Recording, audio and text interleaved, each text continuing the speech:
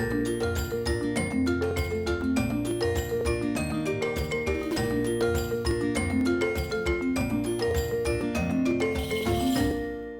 I'm Ralph Preston, and we're back doing another Stroke Buddies Recovery and Science Zoom meeting. We do this every Tuesday to bring stroke survivors important information about recovery and science that they can use in their own recoveries. And today we've got my friend and stroke buddy, Jim Moody. Jim's going to do a little presentation on nutrition and the importance of nutrition after having had a stroke. And so I may as well let Jim talk. So Jim, take it away. Hey, good morning to my fellow stroke survivors. It's a great day to be alive. Every day is a great day to be alive after what we've been through, right? Oh, so yeah. Keep fighting your individual fights. We're all got in different stages, and keep going. You're doing well. With that being said, I'm happy to be spending my morning with you guys. So we'll go through and we'll talk a little bit about nutrition here. Do you want me to share the screen now? Sure. Okay. Whenever you're ready. Yeah, so we'll go through a PowerPoint presentation. I don't know what works best. If you guys want to comment or a question during it, you're free to, or if you want to hold it till the end, however you want to do that. All right, good morning, everyone. I'm Jim Moody. Today we're going to discuss a topic that I'm very passionate about, and hopefully some others will be or are as well. All right, so yeah, we're going to talk about nutrition today and the benefits of good nutrition for your brain as it recovers, and give ourselves the best possible chances moving forward after what we've been through to reset and heal ourselves as quickly and as best we can. And in some ways that comes through nutrition. So I'm going to say this right up front. This is the fine print. So I'm not a certified nutrition specialist. I'm not a doctor. I'm not a therapist. I know only what I know. So I'm not here to promote or endorse any kind of specific diet or agenda or lifestyle or anything. So, hopefully we won't be sitting here saying, oh, that's wrong, or this is right, or whatever. This is just kind of what I've come up with that's worked for me. So with that being said, I'll move forward on here. So I'll back up a little bit and talk about what happened to me, just real briefly, so you guys know my background story. So right up there, we're all stroke survivors. We all went through something. I survived. I was not expected to live. So I had my stroke in 2013. That was 11 years ago. And all the doctors told my family I had about a 0% chance of ever opening my eyes or living again. And as you can see, I'm here. So very thankful to be here. So this is a picture from 2013, right after my stroke. So what happened to me, I was out in 100-degree weather in July, I think, cutting the lawn, doing yard work here in Marietta, Georgia, and blacked out. And I thought I was dehydrated and all that kind of stuff. So I took a nice ambulance ride to the hospital, Kennestone Hospital, and they did some imaging, and they found out that I wasn't dehydrated. I was getting very little blood flow to my brain because I was born with a congenital heart defect. I was born with a defective aortic valve. So it had sealed shut just about. And so I wasn't getting really any oxygenated blood to my brain. So that's what happened. So I had to have open heart surgery. So that's January of 2013. And the heart surgery would have been fine. But sometimes when you put in a heart valve, so I have a mechanical heart valve in there, and that went fine. But somewhere in the surgery, some of the plaquing, calcification from the valve broke loose, which is not uncommon, and traveled north to my brain, and I had a clot in the front right lobe of my brain, and that caused an issue. So I had an ischemic stroke. That started the domino effect. Later on in the surgery, I had a massive brain bleed, hemorrhagic stroke. And so I had both types of strokes following the open heart surgery. So my story is a little bit different than most people. Mine was caused by a surgery. It was directly caused by that. So I had they the pressures were building up so much in my skull and my brain that my brain was crushing itself. They raced me to the OR, and they literally, there you go, you can see it. There's a nice scar right there. They took off half of my skull to relieve the pressure, and they sewed it in my abdomen, in my belly, to keep it for about 3 to 4 weeks to let my brain recover so that it wouldn't crush itself any further. So I was truly dead, being kept alive for 8 days in the hospital. I was in a coma, not expected to live. And I woke up 8 days later, and I was very, very sick for a long time. I spent 32 days in the hospital. So these pictures show it. This is right after my stroke, probably, I don't know, a few days or whatever, 2 weeks after the surgery. So that picture on the left, you can see the right side of my skull has been shaved, and they shaved it and they took off that skull. So right there, I don't have a skull on my right side. Very, very sick, very sick. And then this is 1 month in the hospital. So this is right before I was fixing to go home. So they've got me up and moving around using the walker. You can't tell because this slide is not zoomed in very well, but I've got, some major issues going on here. I'm losing functionality of this left arm. I'm going blind in my right eye. Really big issues, right? Some other things. And I'll get to it later, but I healed through it. I healed through those physical issues 100%. So that's what I look like. That's kind of my background story. So look, like I said before, I don't know it all. I'm just a guy who tried to figure out the best way to deal with my challenges since 2013. I don't have all the answers. So after my stroke, I left the hospital. You saw me there with the walker. I weighed 185 pounds. I gained 50 pounds because I ate for comfort. From my stroke, I lost everything. I lost my job, my income, my marriage, my health, my memory, and on and on and on. I lost everything. I lost it all. And I ate every day to gluttony, and I gained 50 pounds. So I left the hospital at 185. I gained 50 pounds, and that weight gain caused issues with blood pressure, sugar. I was going toward diabetes, lipids. I had lack of exercise. I was a train wreck, right? So I looked in the mirror, probably 2015, 16, at 235 pounds, feeling sick, no energy, lethargic, and my blood levels absolutely horrible, horrible. And I said, it's got to stop. And I drew a line in the sand, and I said, that's it. I'm exercising, and I'm putting clean, healthy food in my body that makes sense, and detoxing all the crap that got me to where I was. So after clean eating and exercising, I guess I started really clean eating 2016. Clean eating, lots of exercise, lots of cardio, and I lost, it says 45 pounds. I'm down 50 pounds. So I'm right back down to 185, and I feel amazing with a lot of energy, healthy, all that stuff. So as a result of that, going back to where I was, I don't have any issues. I've got normal blood pressure. I've got normal lab values, everything. I had horrible cholesterol, triglycerides, LDL, all of it. I'm not on any medication for that. I no longer take blood pressure medication. Food is medicine. So, everything is in the normal range. This is a case study in how to reverse a horrible situation, truly. The doctors are saying that it's a case study in it.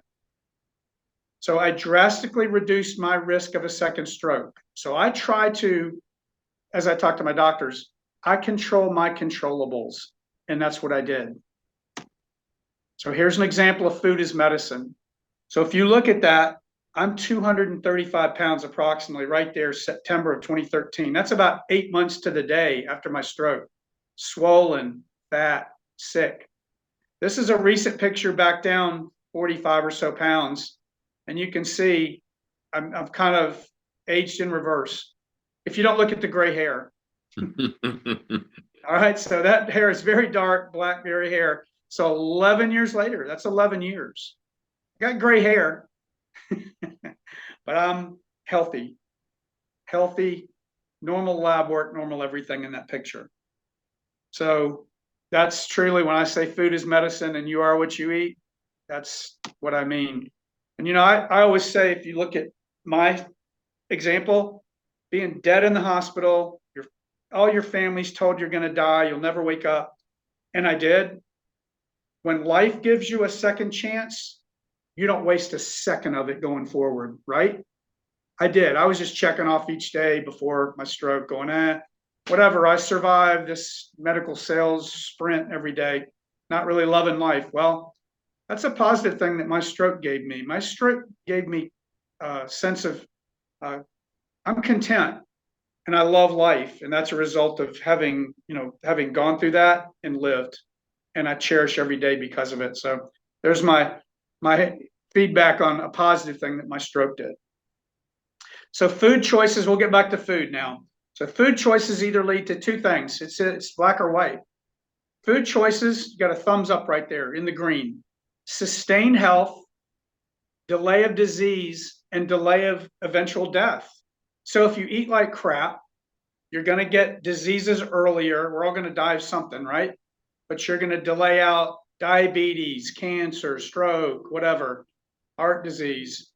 I'm not saying 100% correlation, but a lot, right? You can help delay that out and delay your own disease or death. And then the other way, you eat like crap, the acceleration of the aging process and quicker onset of diseases and death. You can accelerate that. And so, people do that all the time with the food choices they put in their bodies. So the nutrition definition. So I do have an issue with, so it says process of nourishing the body, supplying what's necessary to sustain life.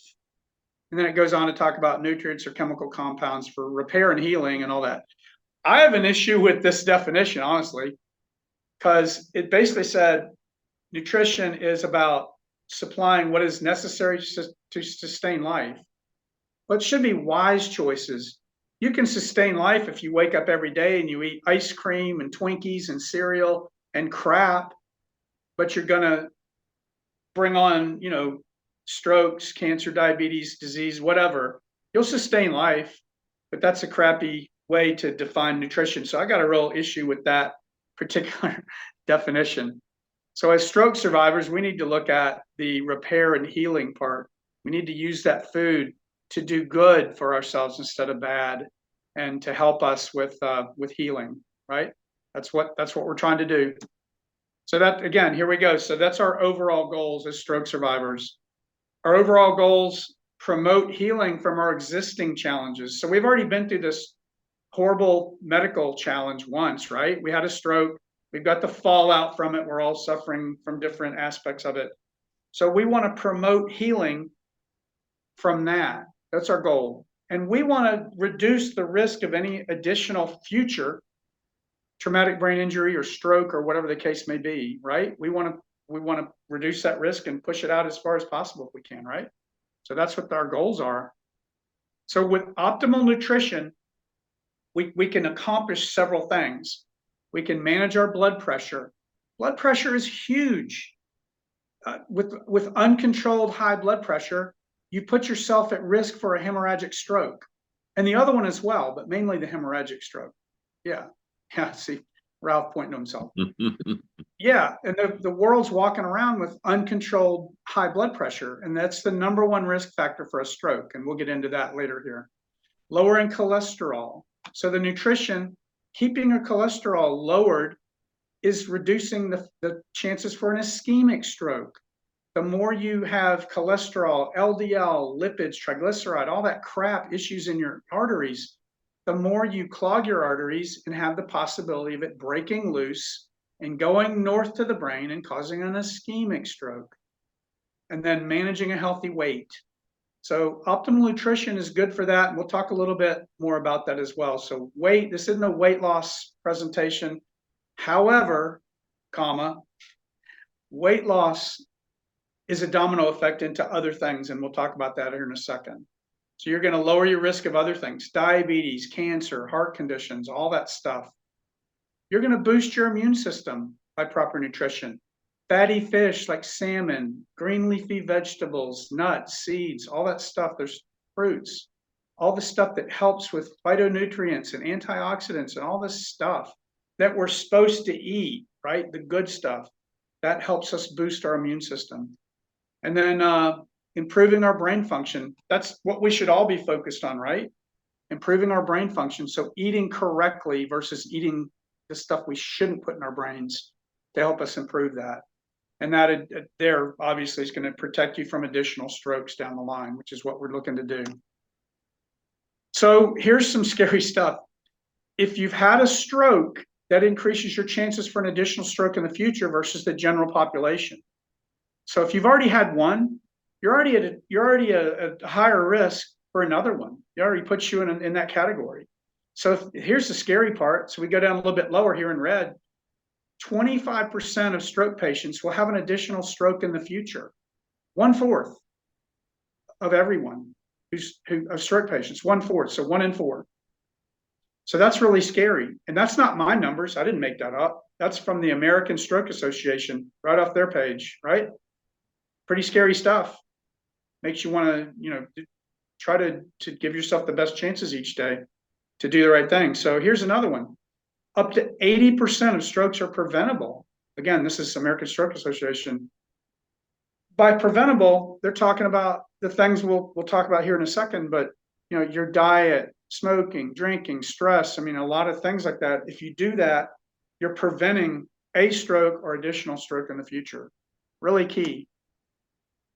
So you can lower your risk from either of these two strokes. I just put this shot up here just to show, there's two types of strokes. A clot type stroke is an ischemic stroke, and it shows right there where that artery has a clot right here. And so this is dead brain tissue. It's not getting oxygenated blood. So that's a clot.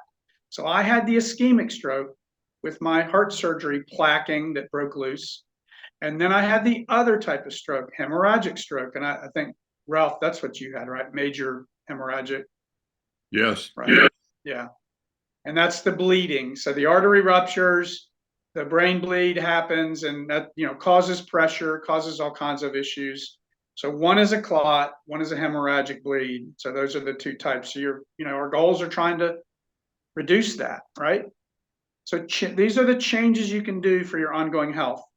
Number one, the leading risk, control your blood pressure through diet and through medication. If you have to be on medication, it's okay. You want to control your blood pressure, right? I'm not a medication guy. I try to not take any, but they do some good, right? They if you have to be on it, you have to be on it. You want to control your blood pressure, control your cholesterol and your lipids.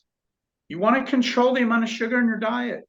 You don't want to get diabetes. There's another slide here coming up in a second, and you'll see why.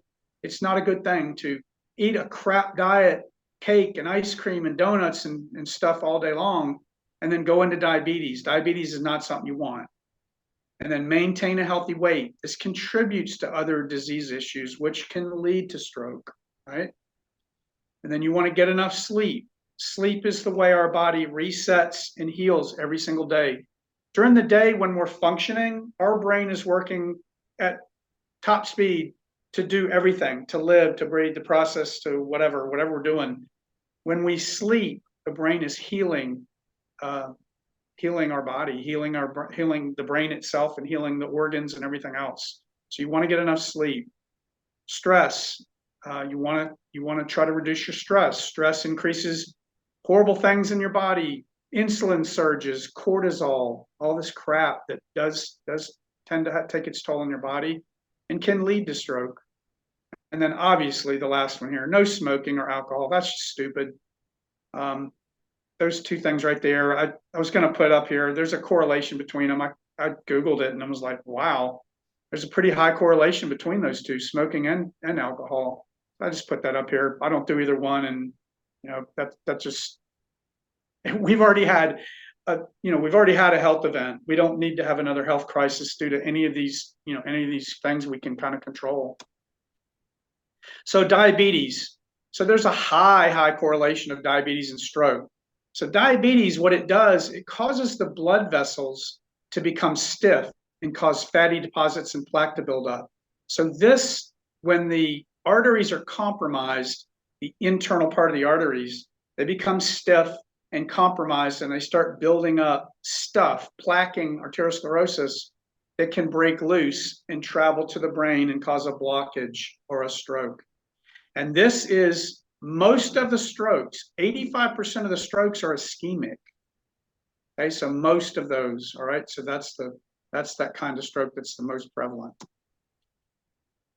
Here's the did you see the scared baby right here? Okay, that we should all be looking at that, looking just like that kid right there. Diabetes doubles your risk for a stroke or having another one in the future. We've already had one, right? So we get diabetes, we've already doubled our risk to have another one in the future. That's not a good thing. We should all look pretty scared, just like this baby right here.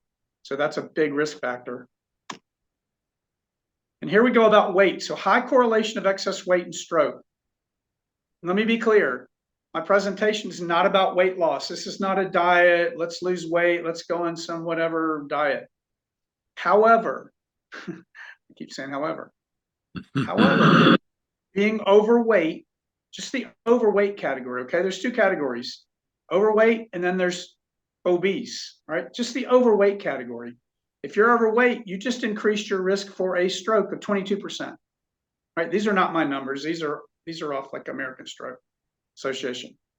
Okay, 22%. If you're in the obese category, which is the next step up, which a lot of the US population is, a lot, you just increased your risk 64% for a stroke. That's where I said, you know, this isn't a weight loss thing. However, weight is like a domino effect for other disease states. It causes these things. So you do want to keep your weight under control if you can. Probably the first thing that's going to cause is diabetes. You're going to move toward diabetes with a lot of weight, right? You're going to have whatever, that's what it is. So weight loss happens in the kitchen, not in the gym. And that's really true. I truly believe this. People that saw me at 235 that hadn't seen me, and they see me now at, you know, run into me now at 185, 50 pounds. Oh my God, how did you lose 50 pounds? You must have exercised at the gym all day long. No, I exercise. However, weight loss happens in the kitchen, not in the gym. I truly believe that weight loss and sustaining it, which I've been able to do for years, it's about what you eat. 80% what you eat and maybe 20% exercise. I truly do believe that. You know, again, I talked about this already, the excess weight that causes the other challenges with the blood pressure, the lipids, and the diabetes. So, you know, if you want to maintain that weight, it is truly, truly eating the things in this picture: blueberries, nuts, grapefruit, fish, all the stuff we should be eating instead of stuff that, you know, comes in a box that has a shelf life of 1,000 years, right? We need to get back to eating like we were meant to. And then I looked at this slide earlier today. So obesity causes many things, right? Obesity, it causes all this stuff we've already talked about, liver disease. We didn't talk about lipids, everything. The one thing that I noticed it's not on here is stroke. I just noticed it. Okay, it's got everything, but it doesn't have stroke on there. But I guess it causes these other things, and these other things can lead to stroke. That's how I guess I interpret it. I don't know. I just looked at that and I said, well, where's stroke? So we'll just interpret it like that. And then this is frightening. Okay, so this is a percent of the US population in the obese category. So these people are overweight. They're a notch above it. Don't look at the red line yet. Just look at the blue line. I was born in 1964. So this graph starts about when I was born. Adults, 20 years and up, we had a 13% obesity in that, the bigger category. I'm talking obese, not overweight. 13% when I was born, right? And you can see this thing escalated from about 1980 from 15%. Today, we're at almost 42%. So 4 in 10 people are in that category being obese in the US population. You see this upward trend spike? There's a correlation between what I call the fat modern day crap food supply. All the fast food, the crap in a box, the stuff, the preservatives, artificial sweeteners, and crap we should never put in our bodies. That's when it became prevalent, right there, about 1980. that's when all this crap was available in the food supply. And everybody started gobbling it up, right? Eating 5,000 calories a day of stuff we should never put in our bodies, and there's the spike, right? So I was in medical sales for 27 years, and one of the last things I did before I went on disability, I called on many of the things, but pediatrics. But pediatrics, I would talk to pediatricians, and they would say, Jim, I'm seeing 14, 15, 16-year-olds with advanced lipid issues, arteriosclerosis, fatty liver, lipid issues, LDL, triglycerides, all that crap. And they're 16 and they're 50 pounds overweight or whatever because of this crap food supply. So now look at the red graph. So again, okay, this starts in 1974. So 5% of the kids, our children, 19 and less, okay? 5% of them were in the obese category, which is where it should be. Today, 1 in 5, 19.7% of our kids. And that's, again, the modern day crap food supply. We shouldn't be eating it, right? It's not good. So that's, again, I look at that graph and it correlates exactly with when the modern day crap food supply was kind of taken off in our civilization here in the US. And then, just looking at general healthy choices, I mean, this is just an overall view, obviously choose foods that are found naturally in nature. Eat fish and chicken and lean meat and vegetables and fruits and seeds and green leafy vegetables and stuff that was put here in nature before we had factories and food coming over from across the world in boxes, right? With stuff we shouldn't eat. Not processed and contain chemicals and preservatives and artificial sweeteners, sodas and crap, aspartame and crap like that. We shouldn't be, right? Aspartame is like poison. We shouldn't be consuming that. And people are drinking 100 trillion gallons of sodas and foods with aspartame in it. They shouldn't be putting that in their bodies, and other stuff as well. High fructose corn syrup. It's a super sugar. It's many times higher in sugar content than 100% sugar. It's a super sugar. Horrible. It gives I won't get into that one. Choose foods. This is huge for stroke patients. Choose foods lower in salt and sugar. You try to do that each and every day, and you take your blood pressure medication if you need medication. You try to keep those things in check. The blood pressure and the sugar, the progression toward diabetes. You want to try to stay away from that. So again, we talked about what to choose. Obviously choose the stuff that's put here. And then foods to avoid. We talked about some of this. Obviously, the high in salt, high in sugar, sodas. Sodas are horrible. That's why. My son was drinking a liter a day of Dr. Pepper. And then I'm like, son, a liter? Do you know what your pancreas is doing? Your body's flooding itself all day long with insulin. You're gonna develop diabetes. Thank God he hasn't. He's a grown guy at this point, and thank God he hadn't got diabetes at this point. I don't know how. He's had the worst diet ever. I've tried to help influence what he eats and drinks, but that doesn't work.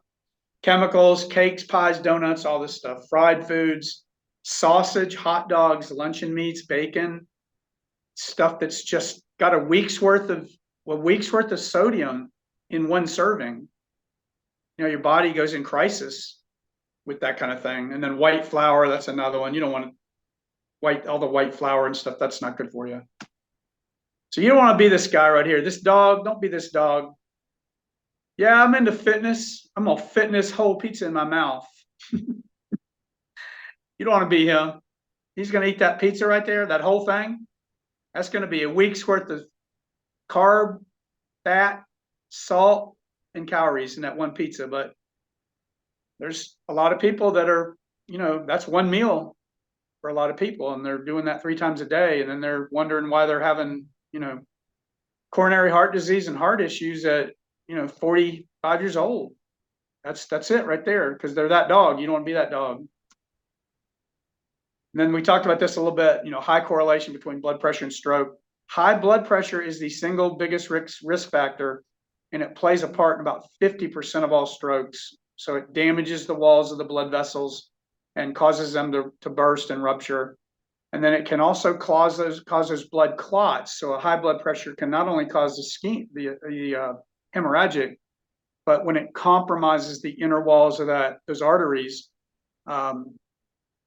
then when they're compromised, it builds up that plaquing, arteriosclerosis, and that can cause the ischemic stroke as well. And then this is frightening right here. 80 million adults in the US have high blood pressure. So uncontrolled, that's 1/3 of the adults in the US. That's scary.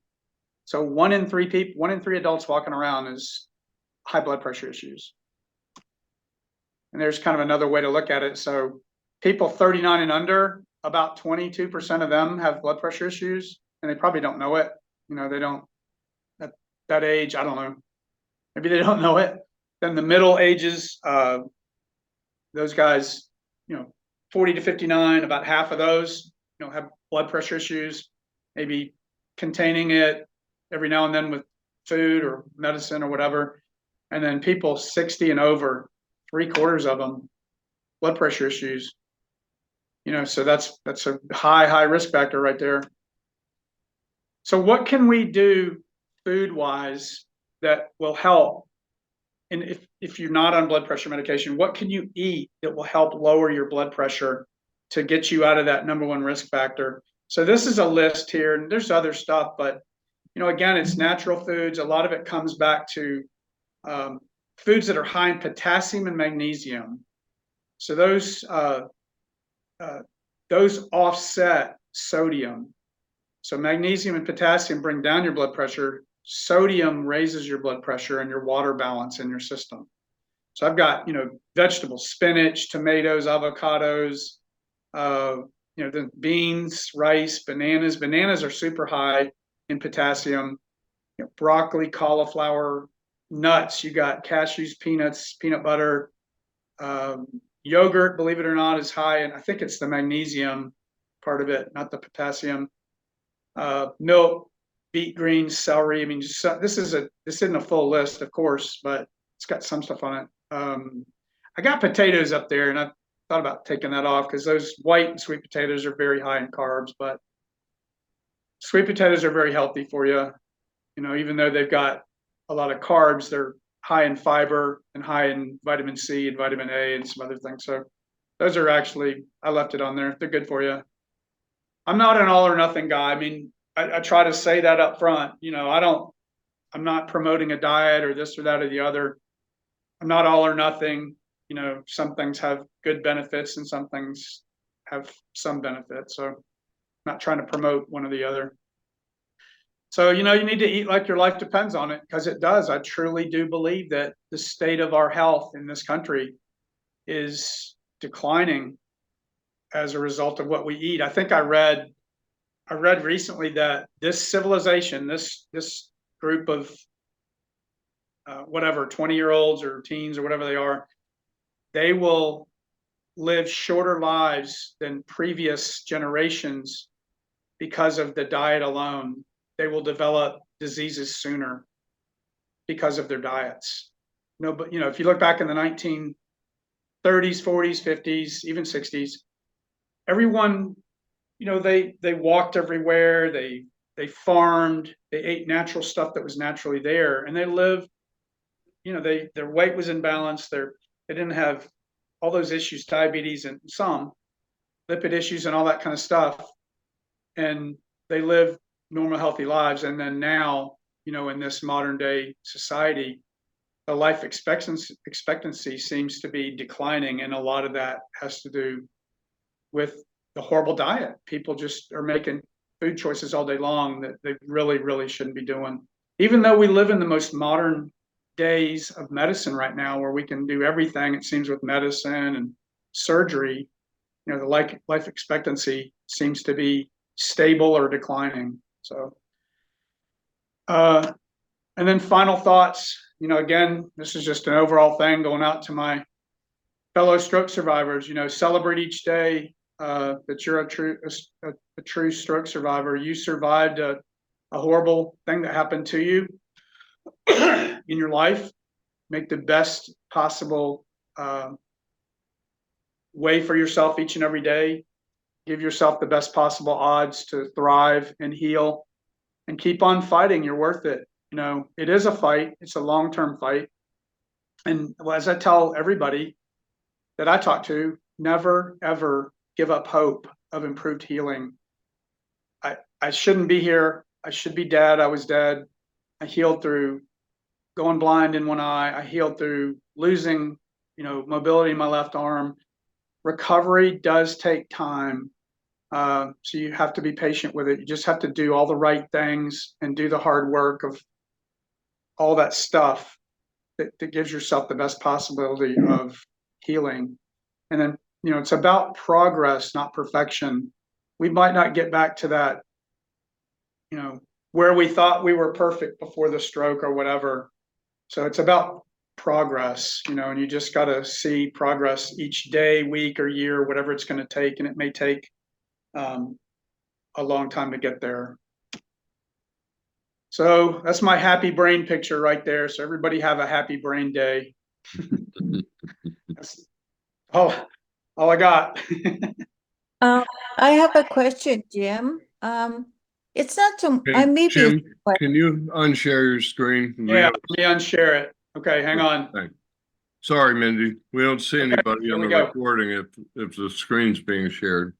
Okay. okay, Welcome. Go ahead. that's fine.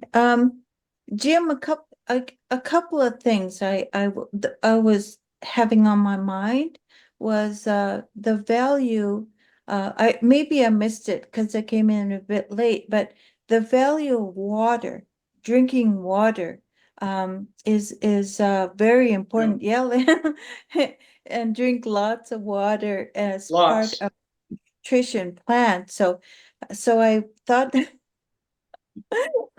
so I thought that I would comment on that. I try to drink lots of water, but it can be a challenge uh for having a pee and all the time, but That's at the good. same That's a time, good thing. yeah, but it's when you kind of trying to get there fast. But it should never disqualify you from drinking a lot of water. The other comment that I had that I wanted to make was Omar was question. What do you think would be a good suggestion for those terrible cravings that you get that are not so good for you? When you have a craving for something that isn't great, maybe for next time you could put in a suggestion for good substitutes when you have a craving for something that will just help you. Yep. Go ahead, Ralph. I'll comment on it too, but you can go ahead. Okay. Oh, no, I didn't mean to go heavy. I've got one that Karina Hines, a functional nutrition chef, shared with us, and it's only about sweets. When I get crave sweets, I sometimes get out something salty, not too salty, but nuts or something like that. Go the opposite way. And also, it's just something about when you got a craving, if you do anything, it kind of helps with it. But the tip for sugar would be that you can put some lemon or apple cider vinegar, a teaspoon of apple cider vinegar in your water, and both lemon and apple cider vinegar will help knock down the sugar craving. Of course, I have to say this, it's kind of obvious, but the best way to not eat sugar is don't bring it home from the supermarket. That's what I do, because I get cravings for it sometimes, but if it's not in the house, I can't give into it. So go ahead, Jim. That's my 2 cents, or Karina's 2 cents. Yeah, you're right. I mean, so for me, look, I'm not perfect. I eat pretty clean. Okay, so let's talk about the water. So that's all I ever drink. It's straight water, and I have a vitamin C pack it's got a little strawberry flavor to it. I think it's 0 calories. It's natural stevia. I think it's not artificial sugar. And I drank this is a liter, so I drink maybe 3 or 4 of these a day. That's all I've drank. That's all I've had to drink for the last probably 6 or 7 years. Water. I've just water and coffee.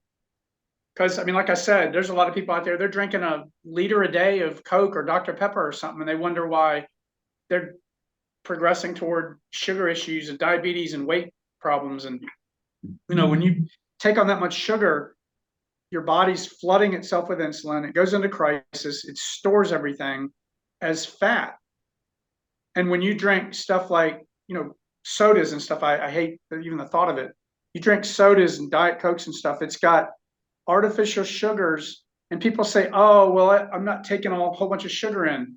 Okay, well, they've got the fingerprint of the sugar molecule or something so duplicated with the artificial sweeteners, your body doesn't know. So when you drink Diet Cokes and all that, your body, it's not sugar, but your body floods itself and it doesn't know what to do with it. If you take in sugar, a banana or something, it's found naturally in nature, your body knows how to process it and use it for nutrition in your body. When you take on artificial sweeteners, it's a foreign substance. It's made in a factory. Your body doesn't know what to do with it. It's foreign. It literally goes in the liver. I've had doctors say you're better off taking a teaspoon of sugar than Absolutely. artificial. If you have to have it in your coffee or something, make it real. Yep. If you have to. You're right. Yes. Yeah. The body has no idea what to do with aspartame and all the crap, artificial sweeteners. So it's foreign. It goes to your liver. The body says, I don't know what to do with it. And it goes into crisis mode and it stores it as fat. The body's an amazing survival thing. And so it stores it as potential fat for later on down the road. So I mean, I've had nothing but water for, 6, 7 years. Little flavor to it, so it tastes like a little strawberry just diluted down. And I can't imagine going back. I drink coffee, but I drink it black, just with cream, a little bit of cream in it. It's actually coconut milk, just a little shot of coconut milk, no sweetener, and I love it. I've come to love it. I drink coffee and water. That's all I drink. And then go ahead. This is an absolute tragedy, but it's worth mentioning because to make people aware a little bit more as well. I live in Manitoba, which is right when you go north, it's very, very isolated, and many of the First Nation communities are flying. They're remote communities. So you have the community, and mama has a baby. So what they do is they go to the store, the only store, and they look and say, okay, what do we have here in the store? Milk? Milk is $30 a gallon, and Pepsi a gallon is $2. So what choices do they have? Their mama's getting a 2-liter of Pepsi to give to their baby, and then their rotten teeth and so on. Those issues we have to deal with. So it's I know it's a bigger issue than any of us, but I thought that I would mention it goes back to Ralph holding up his water too. I mean, that would be an idea of not buying Pepsi for your baby. It's just crazy what happens sometimes, to buy milk, unaffordable. It's unreal. Okay, I got 3 quick things. If you drink coffee, you might want to look at, if you're using a coffee creamer, you might want to look at the ingredients in that because they're usually full of nasty stuff. That's number 1.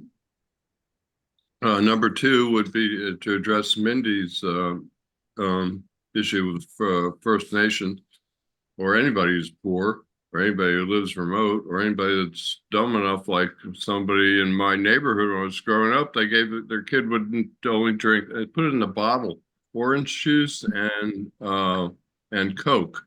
No. And she lost all of her baby teeth due to rotting before even getting a single adult tooth. She was toothless due to rotting. The third thing, and we can comment on all this when I get done. The third thing was that Dr. Hetzler has given us the science behind aspartame a couple of times, and I don't remember it well enough. I could ask our AI and post it under this video. But aspartame is bad for your brain. It does things to your brain. Obviously, it must get through the blood-brain barrier in order to do that. And like I said, I don't know the exact science. Now I'm going to have to look it up and do a post on it. But like I did on proteins today. But yeah, that was good information, by the way. That was awesome. I'm That's true. impressed. All that's totally true. I'm impressed with the answers that we're getting. Well, we're using the best AI. What's the name of it? There's one health-based AI thing that is the best on medical, and it's absolutely the best on any kind of prescription medication. So we use that inside our AI. And the other thing we've been doing is we fed it well, this is number 103. We fed it all 102 of these talks, 60 roadmaps, bunches of articles. Every time we don't like the answers, or we don't not like the answers, every time we feel the answers are insufficient, I go out and find more qualified articles, Mayo Clinic, NIH, people at Stanford University, Harvard, and we feed that in there. So it's given pretty good answers. We put it out there, but nobody much is using it. So I've been using it to, it's an easy way to bring, high quality information to the groups without too much work. I mean, I got to go think of the right questions, ask them, get the links, copy and paste. I always do a picture to kind of grab people's attention. They see a piece of my on there, maybe they're thinking protein. That's why I eat it. Anyway. Oh, that sounds amazing right now. I'm hungry. I usually eat it for dinner. And, anybody out there in YouTube land, or I don't want to pick on anybody in the group who might be aging, but as we age, we don't absorb protein as well. Mm-hmm. I'm also a vegetarian, and vegetarians throughout their life have to have to take action to make sure that they get enough protein, because most non-vegetarians get a fair amount of protein from meat and other things that they eat. So I will eat fish, and I will eat nuts, and I sometimes get the unfortunately expensive, but the protein bars that don't have junk in them. I don't know how they can make a protein bar with cane sugar for 30 cents a piece. Yep. Nature Valley or something at Costco's got a box. It's like $12 for 40 of them. They're 30 cents a piece, but it's $3 for a good one. We're back kind of, well, I guess milk in your case, in your example, Mindy's got to do with the fact that the closest cow is 2,000 miles away, or, it's a transport distribution issue. So anyway, that's my 2 cents. Anybody got any more questions or things to add? You didn't mention grapes, Jim. What about grapes? So I don't eat a lot of grapes because I think that grapes are real high on raising your glycemic index, your blood sugar. I don't eat a lot of grapes, and I do eat fruit. I eat some fruit, but I eat more fruit that's not raising the glycemic index enormously. I mean, I don't eat zero carbs, and like I said, I'm not perfect with any of it, but I don't typically eat grapes. Okay. I eat grapes almost every day for lunch, but I You don't do? eat a whole lot of them. And you know, my triglycerides are at like 50, and Yeah, they that's can be awesome. 25 to 150, 125 or 150. So Mhm. I'm not in any danger. I'll tell you why I like grapes. Well, one reason I like grapes. Well, let's back up. One thing about grapes is you kind of have to be careful, like where they're coming from, because they're subject to pesticides.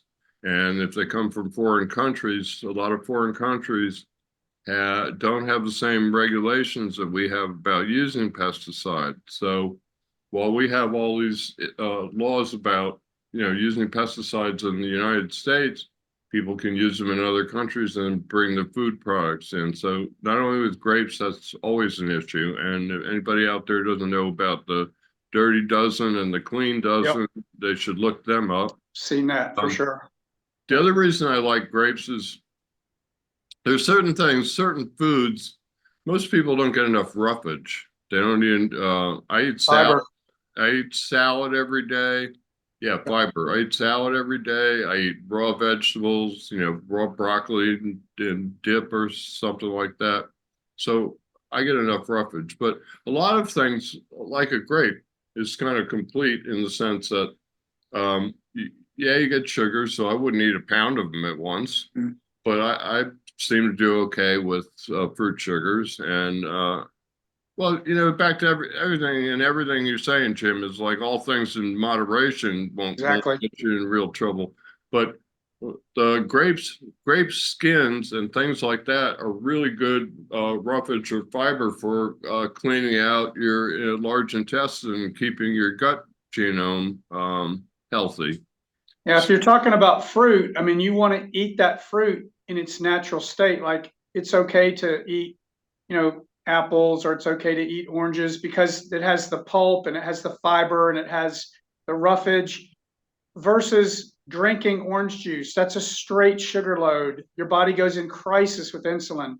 Or apple juice or any of those juices. You don't want to do that. You want to, like, I'll tell you two fruits that I eat a lot of, and I don't eat a lot of others. I eat some, but strawberries and blueberries. Those are two of the highest, most nutritious fruits because they're extremely high in fiber, vitamin A, vitamin C, and antioxidants. Because those dark, rich colors, a lot of your antioxidant, phytonutrient fruits and vegetables have those dark colors.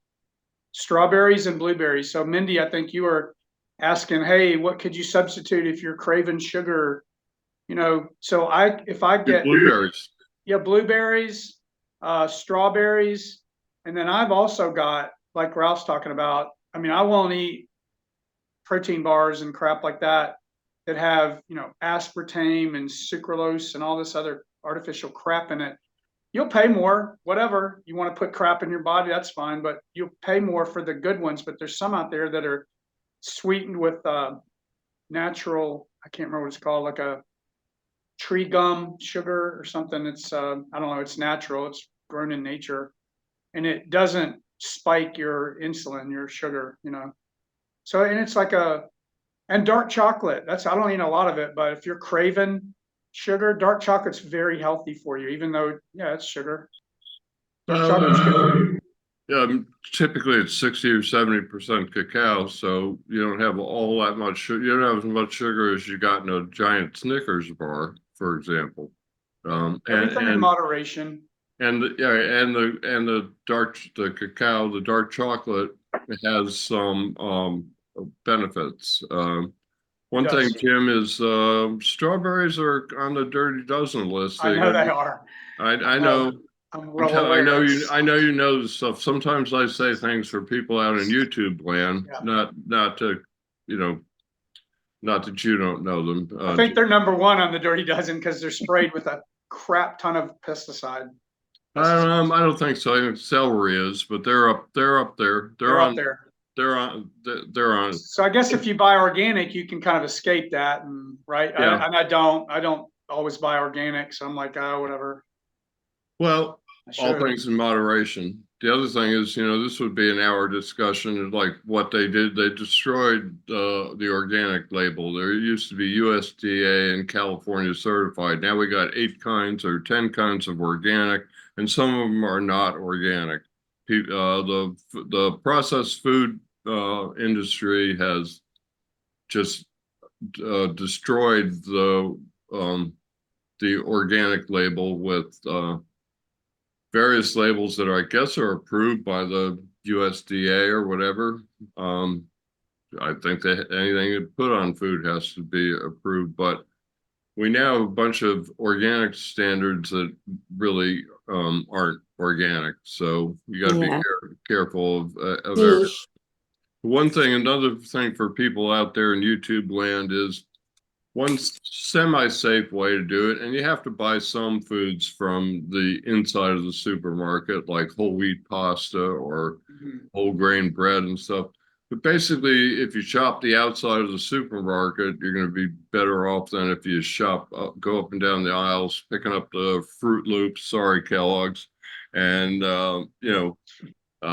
pre-processed, mac and cheese. It's unbelievable what we feed our kids. And I'm not promoting Annie's, but Annie's has a organic mac and cheese that doesn't cost any more than, maybe it's 10 or 20 cents more than, Kraft or whoever. And I'm not picking on anybody or promoting anybody. I'm just saying, you got to make healthy. You need some foods from the center of the grocery store, but you need to be careful about what you pick up there. And I got a simple rule. I've been a vegetarian for 50 years, and a long time ago I decided if I can't pronounce it, I'm not eating it. The other thing I do now is I look at something in the ingredients. Most natural foods like hot sauce, and that Pace's hot sauce or something, it's got 5 ingredients. I see about 14, 15 lines of ingredients. I don't even read them. I just put it back. Right. There's all kinds of stuff you can look out for. Dyes and coloring are issues. They're not good for us either. Why they feel they Good thing my kids are older. I don't have to worry about mac and cheese. My older daughter, she's very cautious what she eats. She checks all the labels. I put in my water lemon, and we bought some tangerines. I put pieces of tangerines. I chop strawberries, put strawberries in my water, and that's what I do. Coffee as well. I have to check the creamers ingredients. We use a soy coffee creamer. We don't use sugar, nothing, just that, and it's perfect. I don't drink coffee, but I like much. But when I get it for guests or if I drink it, This household has got to have coffee. I'd rather have half and half or heavy cream than the crap they put in the. I don't have issues with cholesterol. No, I feel like I don't if need you a lot have of too much butter, sugar, but just use maybe brown sugar. Right. If you No, I don't know if anybody's tried coconut sugar, but it is actually really delicious. I never tried, but that's a good idea. Yeah, it's widely available, and That it's sounds good, actually. really And I'll have like beneficial. cottage cheese and maybe with strawberries or blueberries. That's good to have it like for.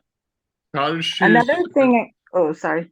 Cottage cheese is a good source of protein and reasonably priced, and most people like it. Sorry, Angela, we talked at the same time. No, you're good. I was gonna say another thing that's really good for like to help with those sweet issues. I love that Ralph mentioned Karina's idea because I practice that. I do apple cider vinegar first thing in the morning just to wash toxins out of my body. And then I do lemon water, or I'll do lemon water and not the apple cider vinegar. But I use the apple cider vinegar when I get those sweet cravings at nighttime because they always come every night.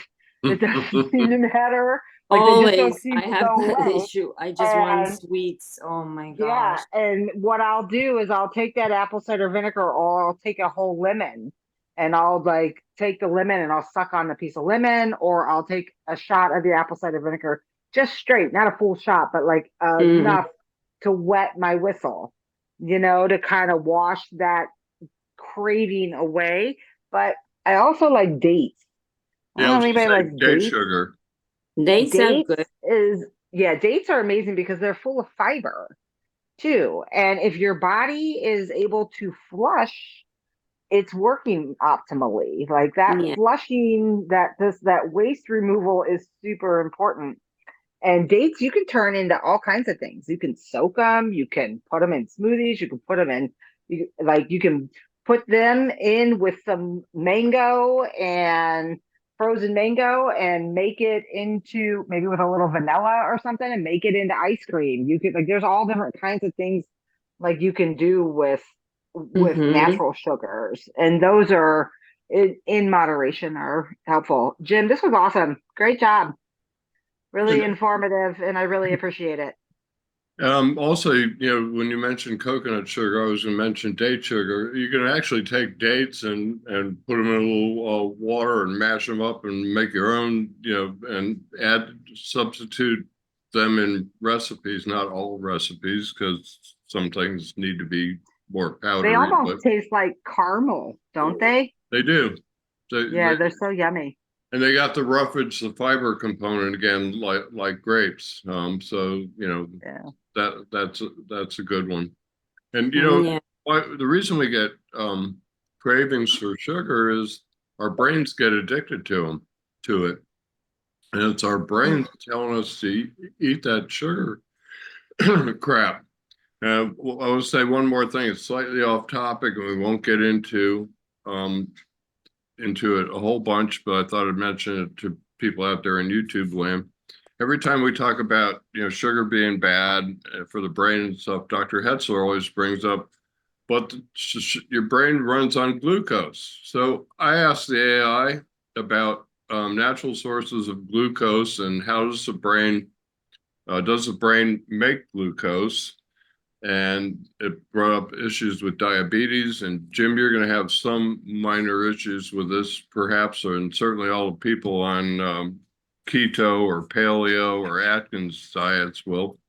But the brain, the body makes glucose for the brain from other things. And it said the science says, or medicine says, that the best source for glucose for your brain are complex carbohydrates, because um, unlike eating a whole bunch of grapes or something and getting a sugar spike, your body breaks down carbohydrates over a longer period of time, and you don't get the blood sugar level spikes, and that's what because it kept bothering, and that's what supplies glucose to your brain. I didn't find a whole lot of I guess I didn't look that hard, but it didn't call up anything about natural sources of glucose. I was wondering what had glucose in it, and does that go into our brains?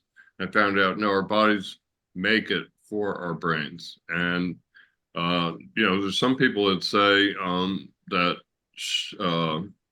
Alzheimer's is type 3 diabetes, because they're seeing a definite connection between sugar and dementia and Alzheimer's. And our brains get addicted, and like I should find somebody who's an expert on dementia and sugar and bring them on it, because we could have at least an hour conversation on that. Hey, Sanjay Gupta, what are you doing next Tuesday? Right. Hey, I might write to him. I got General Michael Hayden to come on and talk about aphasia. So you never know. You get nothing what you don't try for. Give it a shot. Well, it's on my, putting that on my mental list of, people to look for would be somebody who's an expert in the sugar dementia connection, because I would obviously know something about brain science as well. Anyway, so that's just a little additional something. So all you paleo and keto and Atkins folks out there, you might think about having some level of carbs, not completely eliminating them. The other thing I like remember, we've talked about, I don't eat zero carbs, but I time them with working out. So if I'm going to eat fast burn carbs, I'm going to be swimming laps or doing something within 30 to 45 minutes afterward and use that for fuel. I'm right? not going to eat an entire chocolate cake and sit around and watch a 3-hour football game and then go to bed. That's just Oh, going to God, be no. stored. The pancreas is going to flood my body with insulin, and it's going to go into shock and go store it all around the waistline as fat for future use. So if I do eat carbs, and I don't eat a lot of it, but if I do, I try to time it and eat it ahead of some activity. Or what my wife and I call, let's front end load our meals. We only eat twice a day. I do intermittent fasting and pretty much a low sugar diet. So I eat at like 7 in the morning, and I eat about 1:30, and that's it. That's it for me. I don't eat till the next morning, and that's the Well, intermittent fasting keto combination. Again, I don't know everything, but it's worked for me, and that's where the body takes the fat that you have on your body if you're not eating a bunch of carbs, and it pulls the fat, converts it to ketones, and it's a very clean burning fuel to fuel your brain and everything else as far as glucose. two more quick things. I remember, I'm old enough to remember, and I used to do triathlons and 5Ks and bike races and stuff. The night before, it was traditional, the night before a race, to have a spaghetti, they called it carbo loading dinner. Mhm. You eat Very spaghetti- much, yeah. Spaghetti dinners and Pancakes. yeah. Mhm. So I don't eat a lot of carbs. I also don't avoid them. I have avocado toast on 24 grain Dave's whole wheat bread. I don't worry about the carbs in the bread because I have one slice a day at most, and I don't have it every Right. day. That's moderation. It's not going to hurt you. Right. Stuff like that. That's no big deal. But again, if you sat around and you ate a pound and a half of spaghetti and you went to bed, that your body's just going to flood itself with insulin, and it's going to be a Right. mess. Or if you ate nothing but carbs all, for breakfast, lunch, and dinner. Right. Mixing it up helps too. Sometimes I have oatmeal for breakfast. Sometimes I have fruit and yogurt. Mhm. But we've done a little bit on intermittent fasting, and it's really misunderstood, and a lot of people don't do it right. Mitch Raymond, our friend, does practice it. He's a physical therapist. He gives health classes. He knows a little bit about it. Need to get him and a couple other people to come on and talk about it. In my reading about it, it says 3-day fast is much better than intermittent fasting. And most people don't wait long enough. They think you are, because you're skipping 6 between breakfast and lunch. You're skipping 18 hours. Some people. What do you Right. guys think about garbanzo pasta? Not that I eat a lot, we eat mainly salad, but we also use garbanzo pasta. I do. I use Yeah, that's awesome. I use perfect. garbanzo and lentil pasta. Yeah. You Yep. can actually serve chickpea or garbanzo pasta to people, and they won't really notice the difference. Yeah. However, if you try that with red lentil pasta, which actually has more protein, it's slightly more protein than the garbanzos. Yeah, I read the labels. You can't fool people. I mean, it has a kind of a little bit more of a taste, whereas the chickpea or garbanzo, which is the same thing, pasta. Yeah. You can actually serve it to somebody and they won't notice that it's not wheat pasta. And at the very least, if I see whole wheat pasta and even the store brands and the name brands have it too. So the food companies will respond to what the market's doing. So if we get everybody to follow what Jim's saying, then some of that stuff might disappear out of the center of the supermarket because people aren't buying it. Yeah. So one example of carbs that's really good carbs is you got to look at net carbs. Like one example is black beans. Okay, great. Those black beans, Those beans have a high carb, but they also have a very high fiber. So if you take the net carbs, which is the total carbs minus the fiber, it's a tiny fraction carb, and it doesn't even affect your insulin and glucose level. It's a slow release carb versus a birthday cake. Black beans, you eat a big old serving of black beans, you're going to have a tiny little slow over hours versus this giant spike if you had Dr. Pepper and birthday cake. So there's differences in carbs. You got to look at the differences. They also have fiber in them. And if you go to if you go to the blue zones or anybody who talks about longevity, they'll tell you the number one thing to do is eat beans every day, and number one bean to eat, the two top beans to eat, because chickpeas have a lot of fiber in them too. A lot. Well, lentils, chickpeas, and black beans. And they say if you eat beans every day, of course, you can't start at 74 like I am now, because it can't possibly. But if you do that your whole life, they say it adds 6 to 8 years to your life span. So even if you're 74, you benefit from starting to eat more beans for protein. In fact, and you can stick them in lots of things. I make stuffed peppers. I used to make like Spanish rice and cheese and put them in peppers. Well, I couldn't get enough in the peppers, so I started cutting them in half and making them open face. And now, I look for opportunities to put beans in things, and so now I add black beans or sometimes chickpeas to my Spanish rice and my stuffed peppers. So, you can. It's like a lot of things. You got to pay attention and think about it, and you can make fairly simple changes that aren't expensive, don't require, going someplace other than the supermarket, to get some healthier choices. So, and as you know, I mean, being a vegetarian, I was a vegetarian for years too, and you have to. I mean, these beans are high in protein. Chickpeas, beans, kidney beans, stuff like that. Great. I mean, so, in order to get that, you're going to have to be knowledgeable on that. You're going to have to know what sources, spinach and beans and nuts and stuff like that, peanut butters and all that. You have to know that, it. Well, as I mentioned, as we age, we don't absorb it as well, and vegetarians have an issue. So the last 5 years as an aging vegetarian, I've been, just doing simple things, just paying attention. I eat cashews. I eat put beans. I eat black. I made my version of black bean and caramelized onion soup, and I had it. When I make soup, I eat it every other night. I had it about 6 nights in a row. It was real good for me, but I'll tell you what, when you have not 6 nights in a row, you eat it every other night.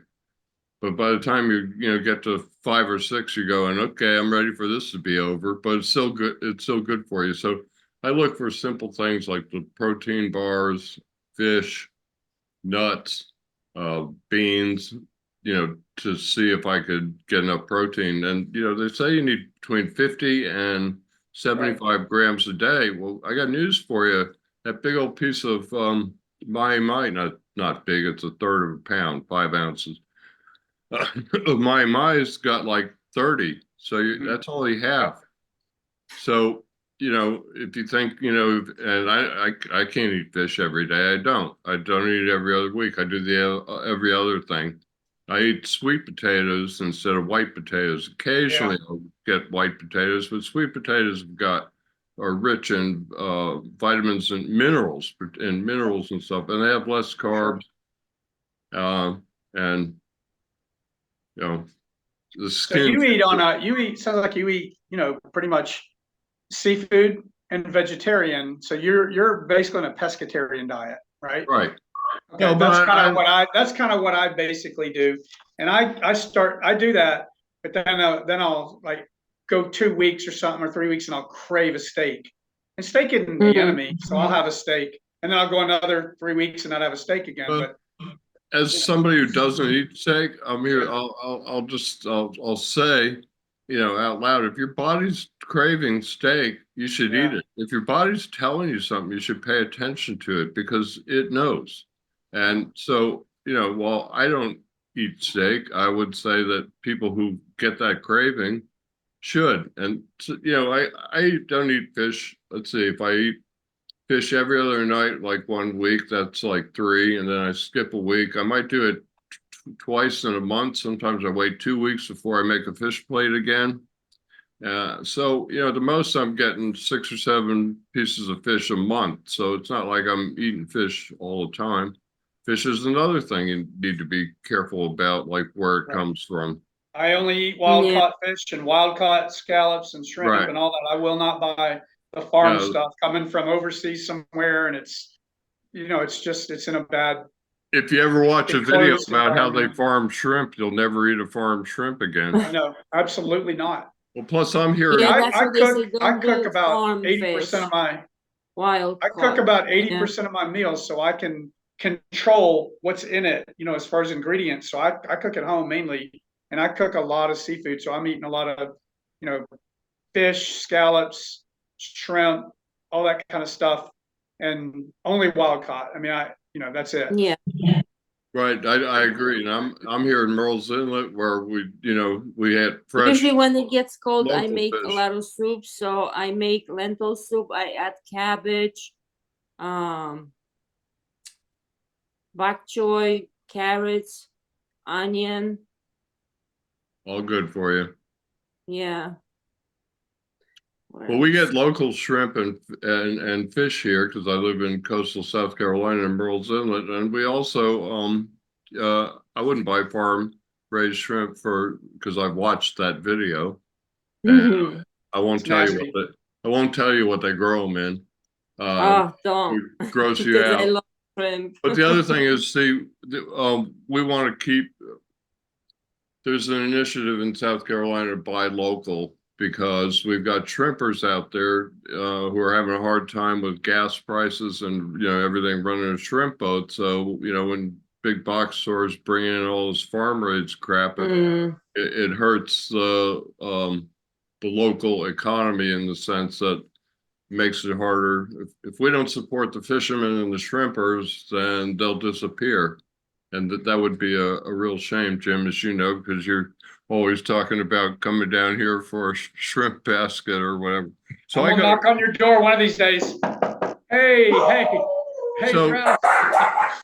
and the amazing thing is that, like a lot of the restaurants we have a thing like Restaurant Row, the Marsh Walk.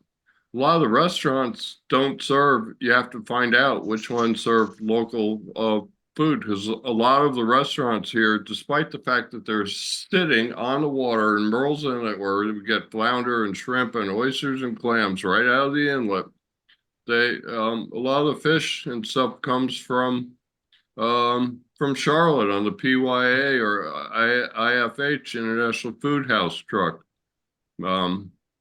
So you got to pay attention to what you're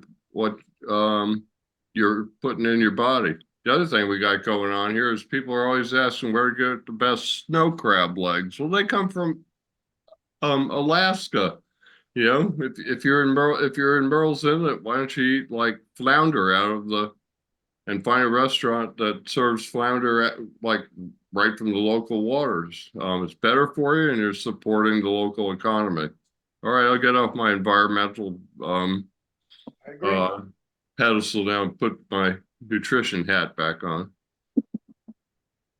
See, all this talk about seafood, man, as soon as we get off this call, I'm heading to the grocery store to buy some wild-caught seafood, and Jim is cooking away this afternoon.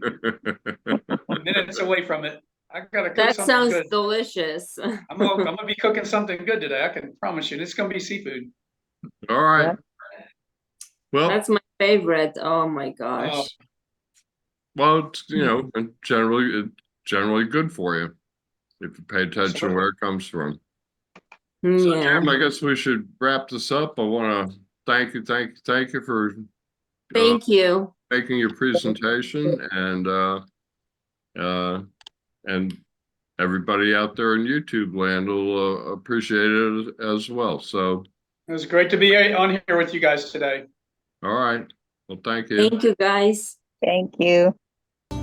Do all you can with what you have, In the time you have, in the place you are, do all you can. Do all you can.